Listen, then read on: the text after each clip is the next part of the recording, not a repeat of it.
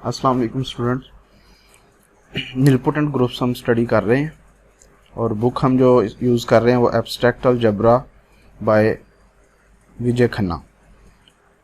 पिछले लेक्चर में हमने प्रूव किया था सब group of a nilpotent group is nilpotent, और इस लेक्चर में पहले हम प्रूव करेंगे homomorphic image of a nilpotent group is nilpotent.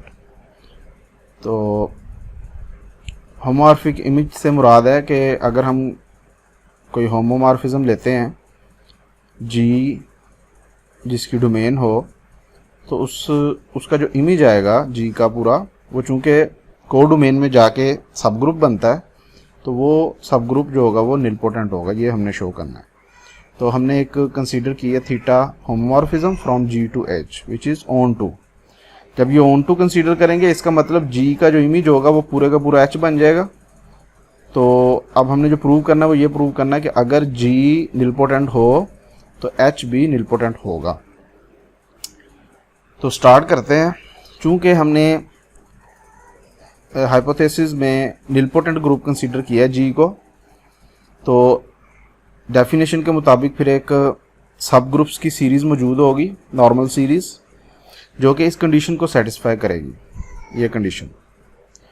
अब हमने प्रूव करना है, इसको यूज़ करते हुए हमने ये प्रूव करना है कि एच भी निलपोटेंट होगा। तो हम क्लेम ये करते हैं कि ये जो सीरीज़ है, नॉर्मल सीरीज़, होमोमॉर्फिज्म के अंडर अगर इन सब ग्रुप्स के इमेजेस लिए जाएं, वो उधर एच में जाके सब ग्रुप्स बनेंगे। क्योंकि होमोमॉर्फिज्म की प्रॉपर्टी है कि अगर जी का कोई सब ग्रुप लें, उसका इमेज एच में जाके सब ग्रुप होता है। तो चूंकि G naught, G one, G two ये सारे जी के सब ग्रुप्स हैं, तो इनका जब इमेज लेंगे, इमेज में इनका पूरा उधर जाके पूरी रेंज, यानी कि हर जी वन है तो उसके हर एलिमेंट का इमेज उधर जाके जब हम कलेक्ट करेंगे तो वो एच का सब ग्रुप बनेगा। तो हम क्लेम ये करते हैं कि ये जो सीरीज़ होगी ये एच की नॉर्मल सीरीज़ होगी, जो कि इस कंडीशन को, इस तरह की कंडीशन को सेटिस्फाई करेगी। ये देखें यहाँ पे, इस तरह की कंडीशन को सेटिस्फाई करेगी, जिसकी वजह से फिर एच जो है वो निलपोटेंट हो जाएगा। तो फर्स्ट ऑफ ऑल हमने ये प्रूव करना है कि ये जो इमेज हमने लिए हैं, ये इमेज नॉर्मल सब ग्रुप्स हैं अपने नेक्स्ट ग्रुप के। इनके थीटा ऑफ जी वन ये नॉर्मल होगा theta of G one, G two में नॉर्मल होगा, और ये उससे अगले वाले में नॉर्मल होगा। तो नॉर्मल सीरीज़ के लिए पहले ये रिक्वायरमेंट होती है। ये बिल्कुल सिंपल सी एक्सरसाइज है, इसको आप आसानी से जी वन जी टू में नॉर्मल है, इस प्रॉपर्टी को यूज़ करते हुए आप प्रूव कर सकते हैं कि इनका इमेज नॉर्मल ही रहेगा। तो ये सिंपल सी एक्सरसाइज हम इसको लीव करते हैं, आप इसको ट्राई करें। आगे हम इस थीटा जी वन को एच वन का नाम दे देते हैं आसानी के लिए। तो अब हमें जो प्रूव करना है वो ये देखिए, ये एक्चुअली प्रूव करना था हमें, और अब जब एच आई हमने नाम रखा है तो वो यही इंक्लूजन इस तरह ट्रांसलेट हो जाएगी कि हमने ये प्रूव करना है कि H I mod H I minus one ये सेंटर में बिलोंग करेगा। अब देखें, सेंटर में ये जो सब ग्रुप है, ये इस ग्रुप के सेंटर में बिलोंग कब करेगा कि जब इसका हर एलिमेंट, इस H mod H I minus one का हर एलिमेंट कम्यूट करे इस ग्रुप के हर एलिमेंट से। Excuse me. तो इसके लिए हमने इसका एक आर्बिट्रेरी एलिमेंट लिया है। अगर ये एलिमेंट इसमें बिलोंग करे, इसका मतलब एक्स जो है वो ऊपर वाले ग्रुप में होगा, यानी कि एच आई में बिलोंग करेगा। और शो हमें ये करना है कि ये इसके सेंटर में बिलोंग करता है। क्योंकि आर्बिट्रेरी मैंने एक एलिमेंट लिया है, तो अगर मैं शो कर दूं कि ये एलिमेंट इसके सेंटर में है, इसका मतलब ये सब ग्रुप जो है ना, ये वाला, ये पूरे का पूरा सबसेट बन जाएगा इसका। ओके, तो ये कब इसके सेंटर में बिलोंग करेगा? जब ये कम्यूट करेगा हर एलिमेंट से, यानी कि H I minus one X ये कम्यूट करे हर H I minus one Y से। ये वाला एलिमेंट क्या है, आप देख सकते हैं, ये इस ग्रुप का एलिमेंट है, H mod H I minus one का एलिमेंट है ये। तो अगर ये एलिमेंट इसका है तो वाई ऊपर वाले ग्रुप में बिलोंग करेगा एच में। तो यहाँ से हम देखते हैं कि अगर हमें ये प्रूव करना है तो फिर उसके लिए, ये प्रूव करने के लिए यहाँ से ये रिज़ल्ट आता है कि कोसेट्स का प्रोडक्ट जो होता है वो एलिमेंट्स के प्रोडक्ट के इक्वल आ जाता है। और अगर दो कोसेट्स इक्वल हो, ये पिछले लेक्चर में बताया था, तो X Y multiply by Y X का इन्वर्स, ये एलिमेंट फिर एच आई माइनस वन में बिलोंग करता है। तो ये अगर हम ये प्रूव करना चाहते हैं ना कि ये इस सेंटर में बिलोंग करता है, तो हमें फिर ये रिजल्ट प्रूव करना चाहिए। तो इस रिजल्ट को प्रूव करने के लिए इससे अगला सारा प्रूफ जो है वो इस रिजल्ट को प्रूव करने के लिए है। तो फर्स्ट ऑफ ऑल तो हम ये प्रूव करते हैं, देखें यहाँ से आप देखें x belongs to H I, कहाँ पे है ये ऊपर देखें, यहाँ पे x belongs to H I है, ठीक है। और अगर ये एच आई में है तो इसका मतलब ये थीटा जी आई में होगा, और इसका मतलब जी आई में एक एलिमेंट ए बिलोंग करेगा जिसका इमेज x होगा। इसी तरह से y जो है, ये देखें यहाँ y h में है, यहाँ पे देख सकते हैं, अगर y h में है तो फिर g में, तो फिर y इसके बराबर होगा, यानी कि इसमें बिलोंग करेगा, इक्वल नहीं होगा, इसमें बिलोंग करेगा, यहाँ पे बिलोंग आएगा। तो g में एक b एलिमेंट एग्जिस्ट करेगा जिसका इमेज एक्चुअली y के इक्वल होगा। तो ये इसके बाद आप देखें कि X Y X inverse Y inverse ये बराबर होगा, इनके इमेजेस ले लें। यहाँ पे देखिए एक्स का इमेज क्या है, यहाँ पे देख सकते थीटा ऑफ ए, इस तरह थीटा ऑफ बी, इनका इमेज, चूँकि थीटा होमोमॉर्फिज्म है तो ये इन्वर्स जो हैं ये अंदर शिफ्ट हो सकते हैं, यानी कि ए, ये ऊपर जो इन्वर्स है ये ए का इन्वर्स बन जाएगा। इस तरह से ये थीटा जो है वो होमोमॉर्फिज्म की प्रॉपर्टी यूज़ करते हुए हम ये इस तरह लिख सकते हैं इसको। और यहाँ से ये जो है ये बिलोंग करता है theta of G I minus one, जो कि एच आई माइनस वन के बराबर है। लेकिन ये हमने अभी प्रूव करना है, यानी कि हमने यहाँ पे लिख दिया कि ये इसमें बिलोंग करता है। ये क्यों बिलोंग करता है ये हम आगे जो हम प्रूव करेंगे इसमें, कि ये जो कंटेनमेंट है, मेंबरशिप है, ये हम आगे सब्सिक्वेंट पोर्शन में प्रूव करेंगे। तो इसको प्रूव करने के लिए आप देखें कि ए जो है, यहाँ पे देखिए ए हमने किस में लिया, जी आई में। अगर ए जी आई में है तो जी आई माइनस वन को ए से मल्टीप्लाई करेंगे तो ये एलिमेंट बनेगा, ये कोसेट बनेगा इसका, यानी कि इसका एक मेंबर बनेगा जी आई mod ji I minus one. चूँकि जी आई mod ji I minus one ये सेंटर में बिलोंग करता है, ये कहाँ से, ये ऊपर आप जाएं तो यहाँ पे ये चीज़ देखें, ये जी के निलपोटेंट की प्रॉपर्टी है यहाँ पर, तो इसको हमने यूज़ किया यहाँ पे। चूँकि ये इसमें सेंटर में बिलोंग करता है लिहाजा ये एलिमेंट कम्यूट करेगा तमाम एलिमेंट्स के साथ, तो लिहाजा ये कम्यूट करेगा इस तरह के बी एलिमेंट्स कोई भी ले हम। तो इसी तरह से ये कोसेट्स की मल्टीप्लिकेशन आ गई, ए बी इधर बी ए आ गया। अगर दो कोसेट्स इक्वल हैं तो उनके एलिमेंट्स का इस तरह से प्रोडक्ट ए बी, यानी कि ये वाला एलिमेंट और इस एलिमेंट का इन्वर्स लें, ज़रब दें, तो ये जी आई माइनस वन में बिलोंग करेगा। अगर ये जी आई माइनस वन में बिलोंग करता है तो इसका जो इमेज होगा वो थीटा जी आई माइनस में बिलोंग करेगा, और theta G I H I minus one के बराबर है। तो ये प्रूव हो गया। अब ज़रा इसको देखते हैं रिवर्स में। यहाँ पे हमने क्या प्रूव किया है कि ये theta of A B, A inverse B inverse H I minus one में बिलोंग करता है। अगर ये बिलोंग करता है तो इसका मतलब यहाँ पे जो हमने कंटेनमेंट लिख दी थी, मेंबरशिप लिख दी थी कि इसमें बिलोंग करता है, वो हमने नीचे प्रूव कर दिया। अगर ये इसमें बिलोंग करता है तो इसका मतलब है कि ये हमने प्रूव कर दिया, ये X Y X inverse Y inverse H I minus one में बिलोंग करता है। अगर ये प्रूव हो गया तो इसका मतलब है कि इस तरह से आप रिवर्स देखते जाएं तो हमारा थ्योरम प्रूफ हो जाएगा। अब इससे नेक्स्ट जो है रिजल्ट वो है एनी कोशेंट सब group of a nilpotent group is nilpotent. इसको देखते हैं।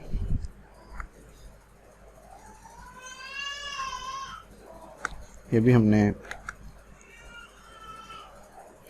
अब इसके लिए हमें नया प्रूफ नहीं करना पड़ेगा। इसके लिए आप एक थ्योरम, फर्स्ट आइसोमॉर्फिज्म थ्योरम है, ये आपके फोर्थ एडिशन जो है उसके पेज नंबर 122 पे है, और जो फिफ्थ एडिशन है उस 125 पे दिया हुआ है कि एवरी कोशेंट ग्रुप, जी का कोई भी कोशेंट ग्रुप जो बनाएंगे वो होमोमॉर्फिक इमेज होगा जी का।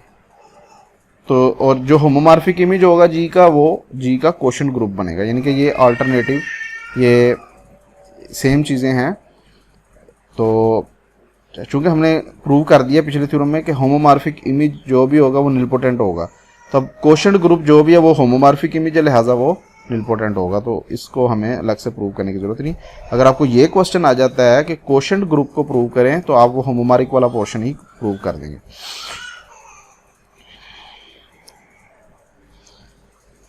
और एक चीज़ देखने वाली है कि इसका कन्वर्स थ्योरम का होल्ड नहीं करता, यानी कि हमने इस थ्योरम में क्या प्रूव किया है, यहाँ पे थ्योरम की स्टेटमेंट में आ जाएं।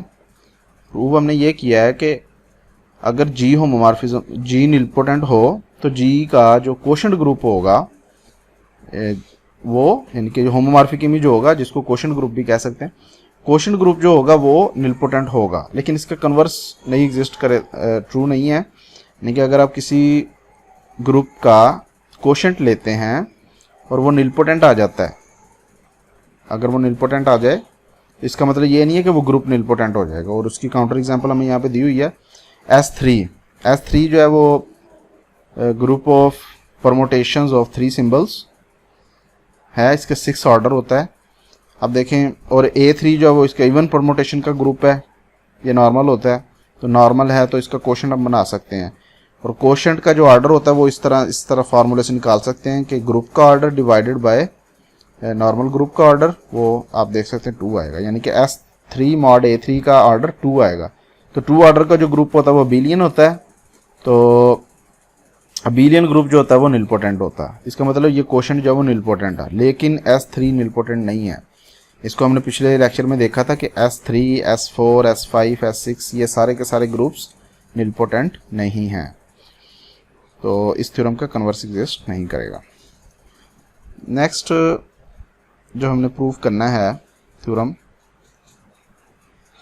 वो ये है, प्रॉब्लम नंबर 31 है। अगर H एक प्रॉपर सब ग्रुप हो निलपोटेंट ग्रुप G का, तो शो करें कि H प्रॉपर सब ग्रुप होगा अपने नॉर्मलाइजर का।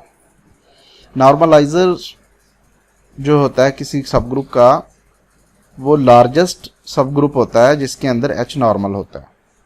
देखिए, अगर तो H नॉर्मल हो ना, नॉर्मल ग्रुप्स में आपने ये पढ़ा होगा, अगर H नॉर्मल हो तो उसका नॉर्मलाइजर पूरे ग्रुप G के बराबर आ जाता है।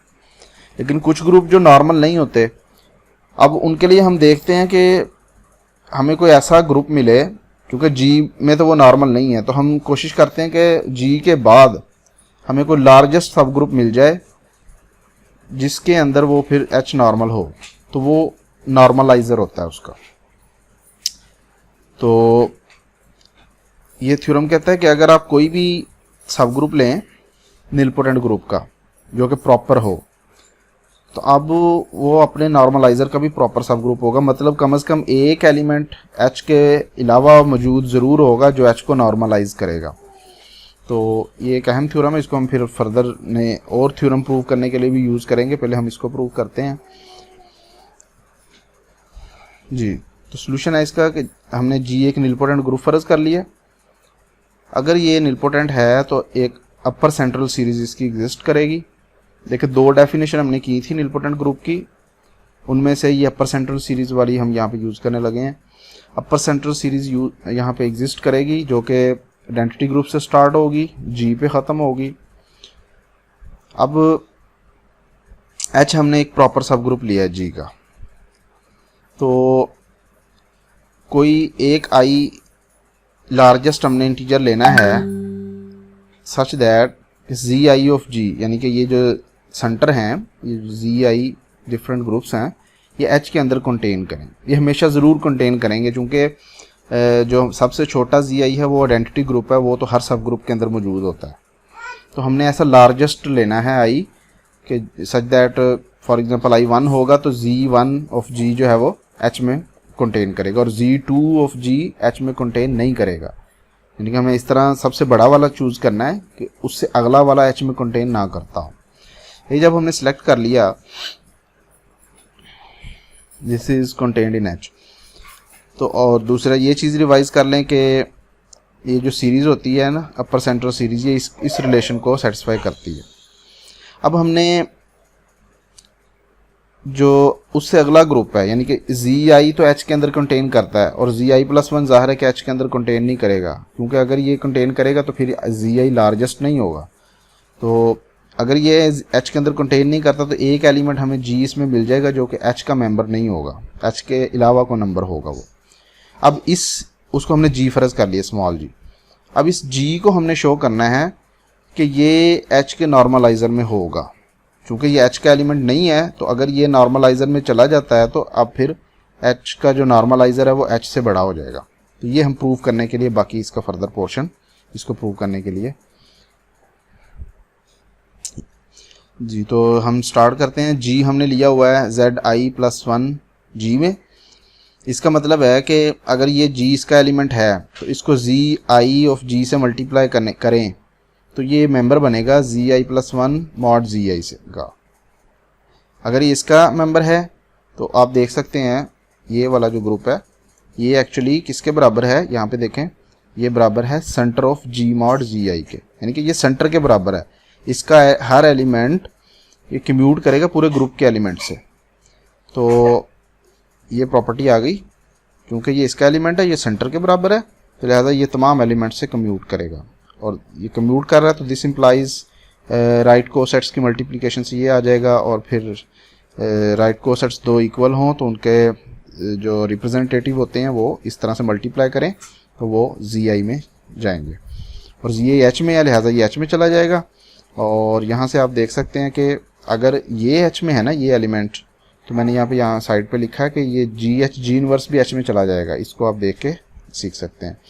और अगर ये तमाम H के लिए इस तरह H में है तो फिर ये यहाँ पे हम H की जगह इसका सब ग्रुप H रिप्लेस कर दें, वो भी H में जाएगा और ये इक्वल आ जाएगा H के। ये इक्विवेलेंट होते हैं दोनों। अगर ये सब ग्रुप प्रूव हो जाए ना तो ये इक्वल भी ज़रूर हो जाएगा, यानी कि अगर ये सब ग्रुप है तो फिर H भी इसका सब ग्रुप ज़रूर होगा।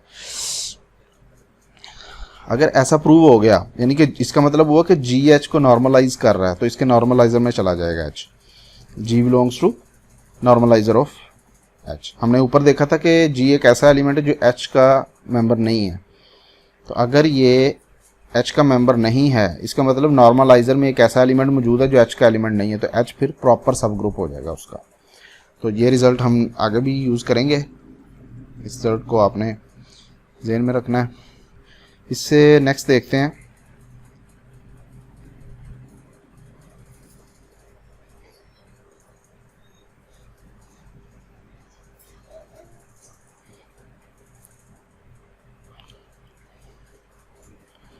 जी स्टूडेंट, ये वही प्रूफ आ गया।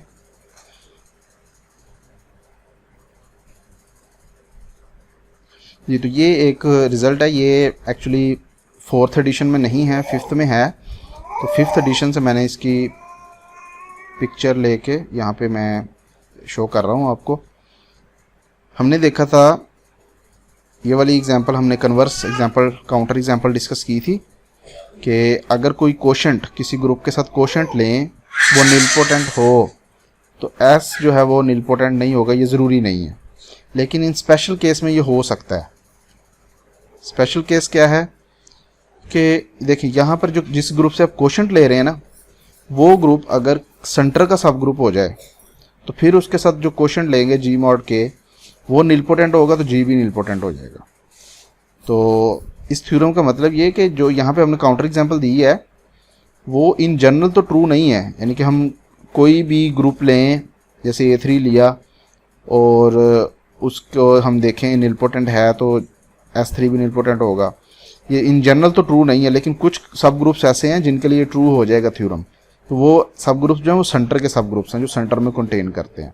इसका सिंपल सा छोटा सा प्रूफ है, ये हम आगे यूज़ भी करेंगे एक अहम थ्योरम प्रूव करने के लिए। तो देखते हैं इसको। K अगर सेंटर का सब ग्रुप है और G mod K निलपोटेंट हो जाए तो फिर G निलपोटेंट होगा, यानी कि हमने यहाँ पे कंसीडर कर लिया कि G mod K निलपोटेंट है। तो अगर ये निलपोटेंट है तो ये फिर इस तरह का एक इसकी सीरीज़ एग्जिस्ट करेगी सब ग्रुप्स की। और सीरीज़ देखिए मैंने किस फॉर्म में लिखी है, K mod K, G1 mod K, G2 mod K। Actually G mod K के अंदर जो सब ग्रुप्स होंगे ना वो इस फॉर्म के होते हैं। हर सब ग्रुप्स यानी कि G1 mod K, ये G1 जो होगा वो सब ग्रुप होगा G का जो कि K को कंटेन करता होगा। तो इस तरह के सब ग्रुप होंगे, इसलिए हमने इनके सब ग्रुप्स को, जी मॉड के सब ग्रुप्स को इस फॉर्म में लिखा है। और ये इस कंडीशन को सेटिस्फाई करेंगे जो कि हम नेक्स्ट पेज पे देखेंगे।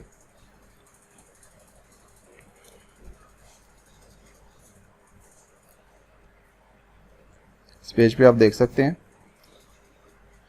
इस कंडीशन को सेटिस्फाई करेंगे और ये के से के कैंसिल हो जाता है। ये थर्ड आइसोमॉर्फिज्म थ्योरम है, इसको आप रिवाइज कर लें। Third isomorphism theorem page number 124 पर ये मिल जाएगा आपको 4th एडिशन में, और 5th एडिशन में भी तकरीबन इन्हीं पेजेस पे 126 पे मिल जाएगा। और यहाँ से ये जस्ट हमने एजम्पशन जो की थी ना कि जे मॉड के निलपोटेंट है, उससे ही अभी तक हमने ये प्रूव किया। तो अब मैं वो जो G1 G2 की सीरीज थी ना पीछे, G1 मॉड के, अगर मैं उन ग्रुप्स को ले लूँ चूँकि वो जी के सब ग्रुप्स थे, तो ये फिर वो हमारी मतलूबा सीरीज़ बन जाएगी जी के लिए।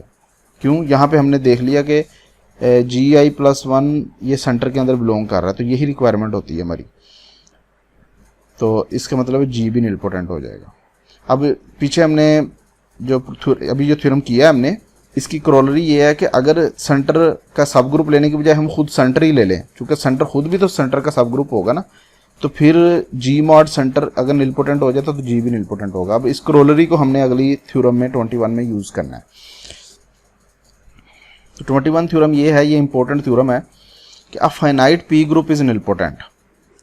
पी ग्रुप क्या होता है? ऐसा ग्रुप जिसका ऑर्डर प्राइम की पावर में हो। जैसे 8 ऑर्डर का ग्रुप, 8 को आप लिख सकते हैं 2 पावर 3, तो 2 एक प्राइम है, उसकी पावर आ गई।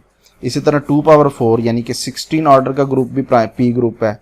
3 पावर 2 9 ऑर्डर का भी पी ग्रुप है। तो इस तरह प्राइम की पावर की ऑर्डर का ग्रुप पी ग्रुप कहलाता है। तो फर्ज करें जी एक पी ग्रुप है, तो उसका ऑर्डर पी की पावर प्राइम की पावर होगा for some n greater than equal to 1। अब हम इस पे इंडक्शन यूज करते हुए प्रूव करेंगे। अगर हम n की वैल्यू 1 रखते हैं तो फिर ऑर्डर ग्रुप का कितना होगा? p होगा। p ग्रुप जिसका ऑर्डर प्राइम हो, जिस ग्रुप का, वो हमें ये साइक्लिक ग्रुप होता है, यानी कि वो बिलियन ग्रुप होगा। तो बिलियन ग्रुप हमने पढ़ लिया कि वो निलपोटेंट होते हैं।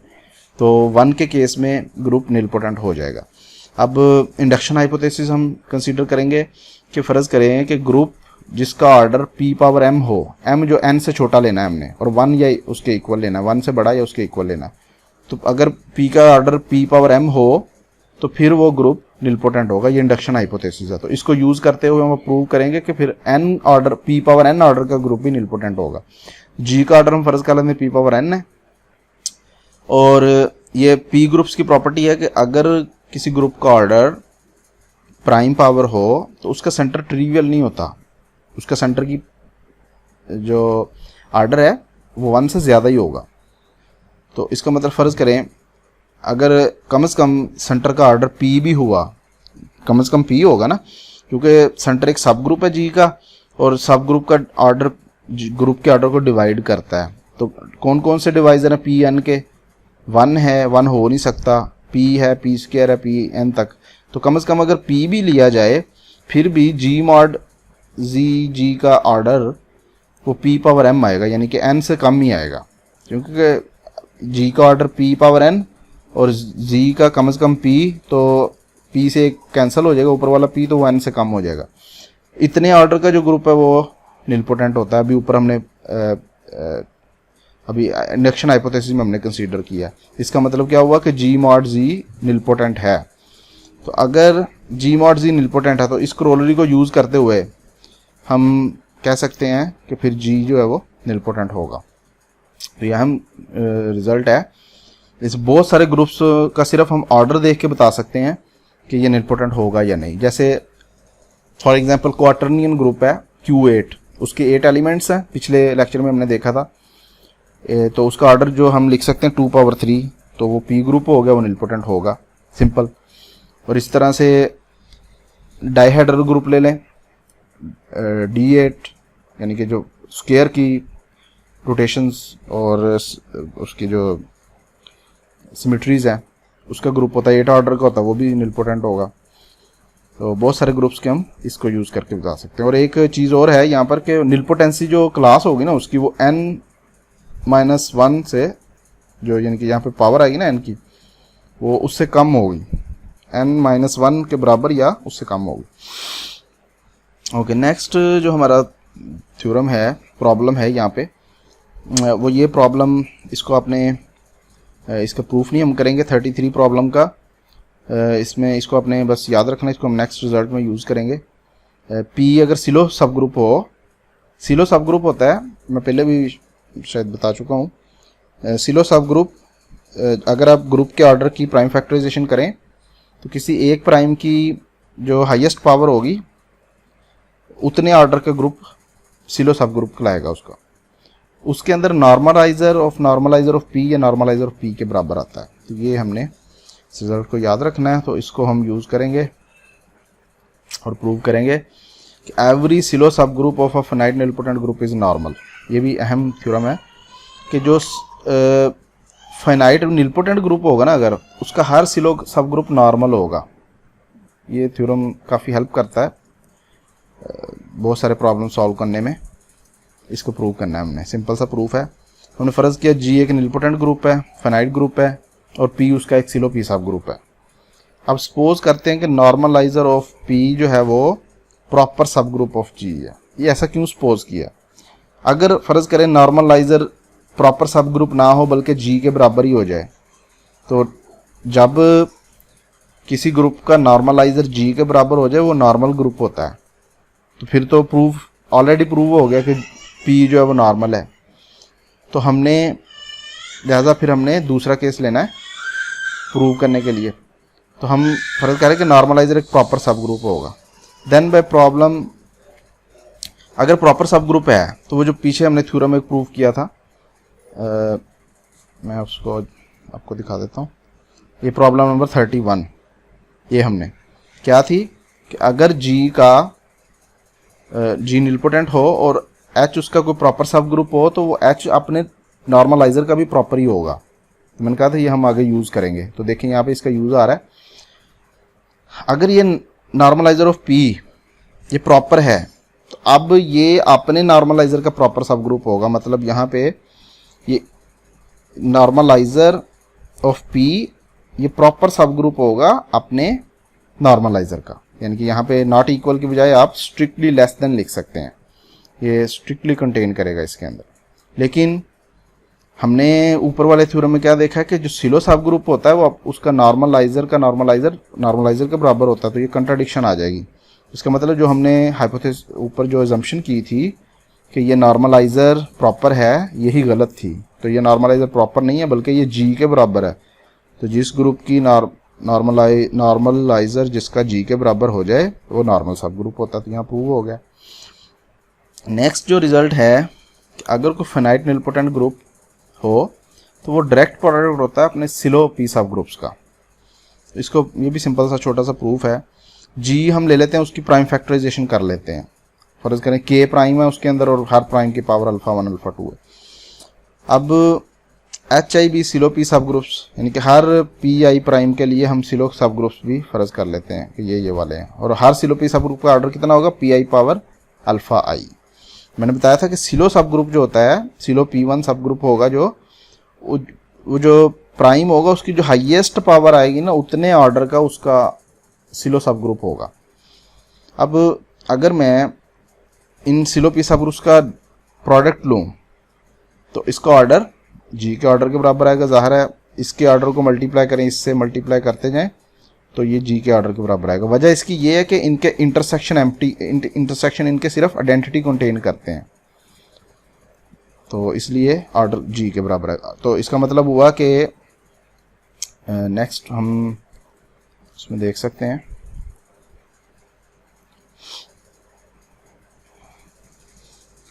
इसका मतलब जी जो है वो H1 H2 के प्रोडक्ट के बराबर आ जाएगा। चूंकि इसका ऑर्डर और जी का ऑर्डर बराबर है और ये जी का सब ग्रुप है, तो अगर ऑर्डर जी के बराबर है तो इसका मतलब जी के बराबर ही होगा। कोई प्रॉपर सब ग्रुप तो नहीं, जी का कोई प्रॉपर सब ग्रुप तो नहीं ऑर्डर जी रख सकता। इसलिए सिंस एच आई नॉर्मल है, क्यों नॉर्मल है? अभी हमने पिछला थ्योरम प्रूव किया कि हर सिलो पी सब ग्रुप नॉर्मल होगा। तो चूंकि हर एच आई हर सिलो सब ग्रुप नॉर्मल है और साथ में ये भी कि एच आई इंटरसेक्शन जो बाकी सब ग्रुप सिलो सब ग्रुप्स होंगे उनका प्रोडक्ट ये आइडेंटिटी देगा। यस, ये भी सिंपली बात है। वजह क्या है, क्योंकि इस सब ग्रुप के अंदर, HI सब ग्रुप के अंदर जितने भी एलिमेंट्स होंगे वो P1 PI ऑर्डर के होंगे, और जो H1 होगा उसके अंदर P1 ऑर्डर के होंगे। तो इनके अंदर कुछ भी कॉमन नहीं आएगा सिर्फ आइडेंटिटी के अलावा। तो ये, और अगर ये प्रॉपर्टी सेटिस्फाई हो ना कि यानी कि सारे ग्रुप्स नॉर्मल हैं और हर एक ग्रुप का इंटरसेक्शन बाकियों के प्रोडक्ट के साथ आइडेंटिटी ही आ रहा है, तो अब ये जो प्रोडक्ट ऑफ ग्रुप होता है ना, ये डायरेक्ट प्रोडक्ट के बराबर हो जाता है। लिहाजा जी अब इस तरह लिखने की बजाय आप डायरेक्ट प्रोडक्ट के तौर पे लिख सकते हैं। ये कुछ अहम थ्योरम थे, बाकी क्लोरली हम स्किप कर देंगे। ये यहाँ पर 2 लेक्चर के अंदर ये हमने जितना ये निलपोटेंट ग्रुप्स करने थे ये कंप्लीट कर लिए। इससे अगला टॉपिक फिर हम नेक्स्ट लेक्चर में स्टार्ट करेंगे इंशाल्लाह।